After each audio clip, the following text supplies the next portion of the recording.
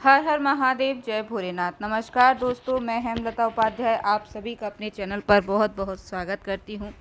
दोस्तों, आज हम श्रवण करेंगे श्रावण मास महात्म का 15वां अध्याय, सुपोधन षष्ठी व्रत कथा अर्क विवाह विधि। संत कुमार बोले, हे देवेश, मैंने नागों का यह आश्चर्यजनक पंचमी व्रत सुन लिया। अब आप बताएं कि षष्ठी तिथि में कौन सा व्रत होता है और उसकी विधि क्या है। ईश्वर बोले, हे विपेंद्र, श्रावण मास के शुक्ल पक्ष में षष्ठी तिथि को महामृत्यु का नाश करने वाले सुपोधन नामक शुभ व्रत को करना चाहिए। शिवालय में अथवा घर में ही प्रयत्न पूर्वक शिव का पूजन करके सुपोधन का नैवेद्य उन्हें विधि पूर्वक अर्पण करना चाहिए। इस व्रत के साधन में आम्र का लवण मिलाकर शाक और अनेक पदार्थों से नैवेद्य अर्पित करें। साथ ही ब्राह्मण को वायन प्रदान करें। जो इस विधि से व्रत करता है उसे अनंत पुण्य मिलता है। इस कारण में लोग एक प्राचीन कहानी सुनाते हैं जो इस प्रकार है। प्राचीन समय में रोहित नाम का एक राजा था। काफ़ी समय बीतने के बाद भी उसे पुत्र रत्न की प्राप्ति नहीं हुई। तब पुत्र की अभिलाषा में उस राजा ने अत्यंत कठोर तप किया। ब्रह्मा जी ने राजा से कहा, तुम्हारे प्रारब्ध में पुत्र नहीं है। तब भी पुत्र की लालसा में वह राजा अपनी तपस्या से जरा भी विचलित नहीं हुआ।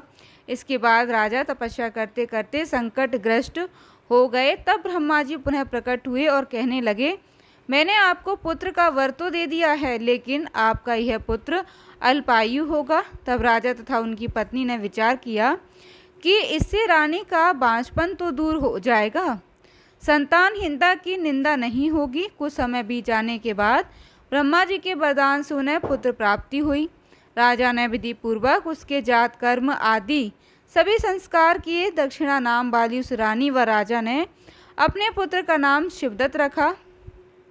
उचित समय आने पर भयभीत चित्त वाले राजा ने पुत्र का यज्ञोपवीत संस्कार किया, किंतु राजा ने उसकी मृत्यु के भय से उसका विवाह नहीं किया। तदनंतर 16 साल में उनका पुत्र शिवदत्त मृत्यु को प्राप्त हो गया। तब ब्रह्मचारी की मृत्यु का स्मरण करते हुए राजा को बहुत चिंता होने लगी कि जिन लोगों के कुल में कोई ब्रह्मचारी मर जाए तब उनका कुल खत्म हो जाता है और ब्रह्मचारी भी दुर्गति में पड़ जाता है। सनत कुमार बोले, हे देवादिदेव, हे जगन्नाथ, इसके दोष निवारण का उपाय क्या है या नहीं? यदि उपाय है तो अभी बताएं जिससे दोष की शांति हो सके। ईश्वर बोले, यदि कोई स्नातक अथवा ब्रह्मचारी मर जाए तो अर्क विधि से उसका विवाह कर देना चाहिए। इसके बाद उन दोनों ब्रह्मचारी तथा आग को परस्पर संयुक्त कर देना चाहिए। अब अर्क विवाह की विधि कहते हैं, मृतक का गोत्र नाम आदि लेकर देश काल का उच्चारण करके कर्ता कहे कि मैं मृत ब्रह्मचारी के दोष निवारण हेतु वैसर्गिक व्रत करता हूँ। सर्वप्रथम सुवर्ण से अभ्युदिक करके अग्नि स्थापन कर आघार होम करके चारों विहातियाँ ओम भू ओम भुव ओम स्वः ओम मः से हवन करना चाहिए। इसके बाद व्रत अनुष्ठान करके उत्तम फल से निमित्त व्रतपति अग्नि के संपादनार्थ विश्वदेवों के घृत की आहुति डालें। उसके बाद स्वष्टिकृत होम करके अवशिष्ट होम संपन्न करें। पुनः देश काल का उच्चारण करके इस प्रकार बोलें, मैं अर्क विवाह करूँगा। उसके बाद सुवर्ण से अभ्युदय कृत्य करके अर्क शाखा तथा मृतक की देह को तेल तथा हल्दी से लिप्त करके पीले सूत में विशिष्ट करें और पीले रंग के 2 वस्त्रों से उन्हें ढक दें। इसके बाद अग्नि स्थापन करें और विवाह विधि में प्रयुक्त ओजन नामक अग्नि के आघार होम करें। वह अग्नि के लिए आज होम करें। उसके बाद चारों विभूतियों से ओम भूः ओम भुवः ओम स्वाहा ओम महा बृहस्पति तथा कामदेव के लिए आहुति प्रदान करें। पुनः घृत के स्वष्टिकृत होम करके संपूर्ण हवन कर्म समाप्त करें। उसके बाद आग की डाली तथा मृतक के शव को विधि पूर्वक जला दें। मृतक अथवा म्रियमाण के निमित्त 6 वर्ष तक इस व्रत का अनुष्ठान करना चाहिए। इस अवसर पर 30 ब्रह्मचारियों को निवीन कौपीन वस्त्र प्रदान करना चाहिए और हस्त प्रमाण तथा कान तक लंबाई वाले दंड तथा कृष्ण मृग चर्म भी प्रदान करने चाहिए। उन्हें चरण पादुका, छत्रमाला, गोपी चंदन, प्रवाल मणि की माला तथा अनेक आभूषण समर्पित कर देने चाहिए। इस विधान से व्रत करने पर कोई भी विघ्न नहीं होता है। ईश्वर बोले। ब्राह्मणों से यह सुनकर राजा ने मन में विचार किया कि यह अर्क विवाह तो मुझे गौण प्रतीत होता है, मुख्य नहीं, क्योंकि कोई भी व्यक्ति मरे हुए को अपनी कन्या नहीं देता है। मैं राजा हूँ, अतः मैं उस व्यक्ति को अनेक रत्न तथा धन दूंगा जो कोई भी इसकी वधू के रूप में अपनी कन्या प्रदान करेगा। उस नगर के एक ब्राह्मण था। उस समय वह किसी दूसरे नगर में गया हुआ था। उसकी एक सुंदर पुत्री थी जिसकी माता की मृत्यु पहले ही हो चुकी थी। ब्राह्मण की दूसरी भी पत्नी थी जो ब्राह्मण की पुत्री के प्रति बुरे विचार रखती थी तथा दुष्ट मन वाली थी। कन्या 10 वर्ष की थी, दीन थी और अपनी सौतेली माता की अधीन थी। अतः सौतेली माता ने द्वेष तथा अत्यधिक धन के लालच में 1 लाख मुद्रा लेकर उस कन्या को मृतक राजकुमार के लिए दे दिया। कन्या को लेकर राजा के लोग नदी के तट पर शमशान भूमि में राजकुमार के पास ले गए और शव के साथ उसका विवाह करा दिया। इसके बाद विधान पूर्वक शव के साथ कन्या का योग करके जब जे जलाने की तैयारी करने लगे तब उस कन्या ने पूछा, हे सज्जनों, आप लोग यह क्या कर रहे हैं? तब वे सभी दुखित मन से कहने लगे कि हम लोग तुम्हारे इस पति को जला रहे हैं। इस पर भयभीत होकर बाल स्वभाव के कारण रोती हुई उस कन्या ने कहा, आप लोग मेरे पति को क्यों जला रहे हैं? मैं जलाने नहीं दूंगी। आप लोग सभी यहाँ से चले जाइए, मैं अकेली यहाँ बैठी रहूंगी और जब ये उठेंगे तब मैं अपने पति के साथ चली जाऊंगी। उसका हठ देखकर दया के कारण दीनचित्त वाले कुछ भाग्यवादी वृद्धजन कहने लगे, अहो होनहार भी क्या होता है, इसे कोई भी नहीं जान सकता। दीनों की रक्षा करने वाले तथा कृपालु भगवान ना जाने क्या करेंगे। सौत की पुत्री का भाव रखने के कारण सौतेली माता ने इस कन्या को बेचा है, अतः संभव है कि भगवान इसके रक्षक हो जाएं। अतः हम लोग इस कन्या को व इस शव को नहीं जला सकते, इसलिए सभी को अच्छा लगे तो हम लोगों को यहाँ से चले जाना चाहिए।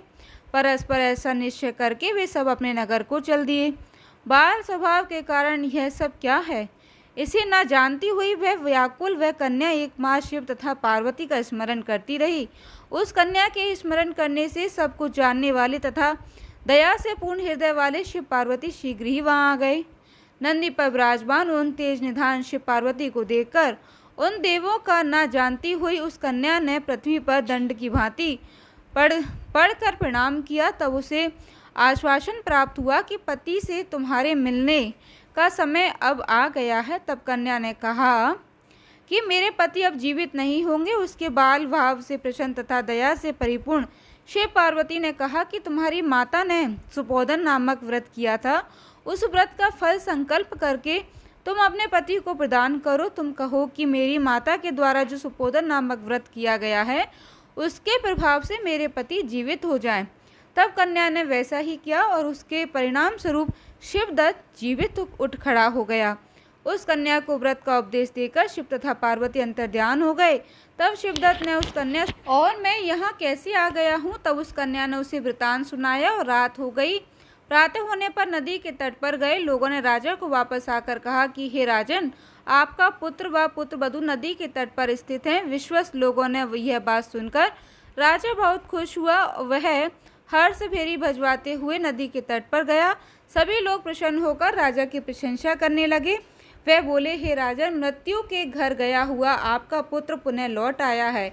इस पर राजा पुत्र वधू की प्रशंसा करने लगे और बोले कि लोग मेरी प्रशंसा क्यों कर रहे हैं? प्रशंसा के योग्य तो यह वधू है।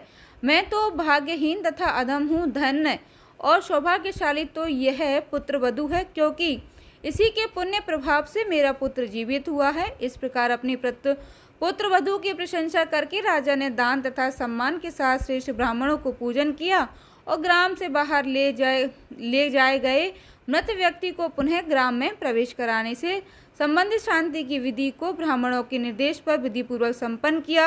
हे वत्स, इस प्रकार मैंने आपसे यह सुपोधन नामक व्रत कहा है। इसे 5 वर्ष तक करने के अनंतर उद्यापन करना चाहिए। पार्वती तथा शिव की प्रतिमा का प्रतिदिन पूजन करना चाहिए और प्रातःकाल आम के पल्लवों के साथ चरु का होम करना चाहिए। साथ ही नैवेद्य तथा वायन अर्पित करना चाहिए। मनुष्य यदि व्रत की बताई गई इस विधि के अनुसार आचरण करे तो वह दीर्घजीवी पुत्र प्राप्त करके मृत्यु के बाद शिवलोक को जाता है। प्रिय भक्तों, इसी प्रकार श्री स्कंद पुराण के अंतर्गत ईश्वर संत कुमार संवाद में श्रावण मास महात्म का सुपोधन षष्ठी व्रत कथन नामक 15वां अध्याय पूर्ण हुआ। हर हर महादेव, जय भोलेनाथ। कथा सुनने के बाद कमेंट में हर हर महादेव ज़रूर लिखिएगा। साथ ही वीडियो को लाइक कीजिएगा और चैनल को सब्सक्राइब कर लीजिएगा। जय माता दी दोस्तों, धन्यवाद।